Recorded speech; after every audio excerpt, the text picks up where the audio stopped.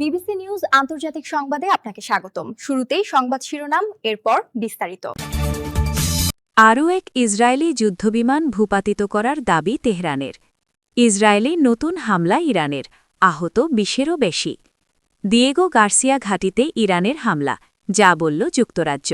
এতক্ষণ শুনছিলেন সংবাদ শিরোনাম, এখন বিস্তারিত। আপনি যদি মুসলিমদের পাশে থাকতে চান তাহলে ভিডিওতে লাইক করে চ্যানেলটি অবশ্যই সাবস্ক্রাইব করে দিবেন এবং কমেন্টে জানিয়ে দিবেন আপনার মূল্যবান মতামত। এখন বিস্তারিত।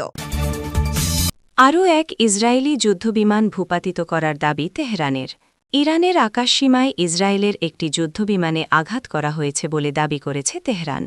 ইরানের ইসলামী বিপ্লবী গার্ড বাহিনী IRGCর বারাত দিয়ে দেশটির রাষ্ট্রীয় সংবাদ সংস্থা ইরনা এই খবর জানিয়েছে, তবে ইসরায়েল এই দাবি অস্বীকার করেছে। গত ২৮ ফেব্রুয়ারি ইরানে যুক্তরাষ্ট্র ও ইসরায়েলের যৌথ হামলা শুরু হয়। তারপর থেকে এটি এই ধরনের তৃতীয় ঘটনা। এর আগে ইসরায়েলি সামরিক বাহিনী নিজেই স্বীকার করেছিল ইরানের আকাশে তাদের একটি যুদ্ধবিমান বিধ্বংসী হামলার মুখে পড়েছিল, তবে তারা দাবি করেছে বিমানটি হুমকি সফলভাবে শনাক্ত করতে পেরেছে এবং কোনো ক্ষতি ছাড়াই পরিকল্পনা অনুযায়ী অভিযান শেষ করেছে। IRGC জানিয়েছে যুদ্ধ শুরু হওয়ার পর থেকে তাদের প্রতিরক্ষা ব্যবস্থা ইরানের আকাশে ২০০-রও বেশি আকাশযান ধ্বংস করেছে। এর মধ্যে রয়েছে ড্রোন, ক্রুজ ক্ষেপণাস্ত্র, জ্বালানি বহনকারী উড়োজাহাজ এবং যুদ্ধবিমান। ইসরায়েলে নতুন হামলা ইরানের, আহত ২০-এরও বেশি। শনিবার সন্ধ্যায় ইসরায়েলে নতুন করে হামলা চালিয়েছে ইরান। দেশটির দক্ষিণ ও উত্তরাঞ্চলে সাইরেন বাজার পর ইরানে ক্ষেপণাস্ত্রের আঘাতে দিমোনায় একটি ভবন ধসে পড়ে। তাতে অন্তত ২০ জন আহত হয়েছেন বলে জানা যায়। মাগেন ডেভিড আডমের চিকিৎসা দল দিমোনার বিভিন্ন জায়গায় শ্র্যাপনেলে আহত প্রায় ২০ জনকে চিকিৎসা দিচ্ছে বলে জানিয়েছে জেরুজালেম পোস্ট। সোরোকা হাসপাতাল জানিয়েছে ৭ জনকে তাদের জরুরি বিভাগে নিয়ে আসা হয়েছে।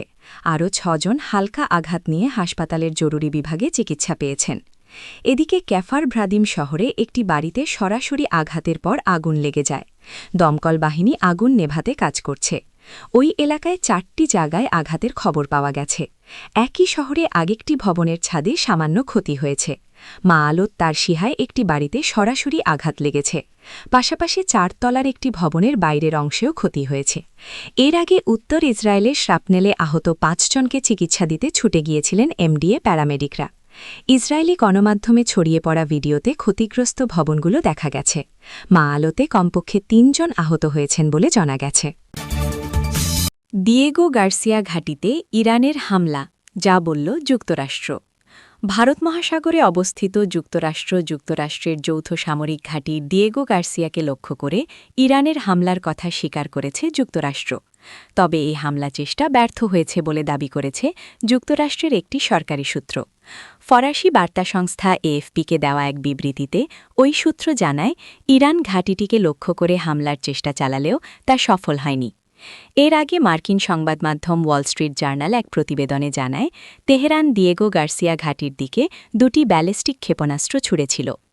যুক্তরাষ্ট্রের ওই কর্মকর্তা আরও জানান এই ব্যর্থ হামলার চেষ্টা ঘটে যুক্তরাষ্ট্র সরকার যুক্তরাষ্ট্রকে তাদের কিছু সামরিক ঘাঁটি ব্যবহারের অনুমতি দেওয়ার ঘোষণার আগেই।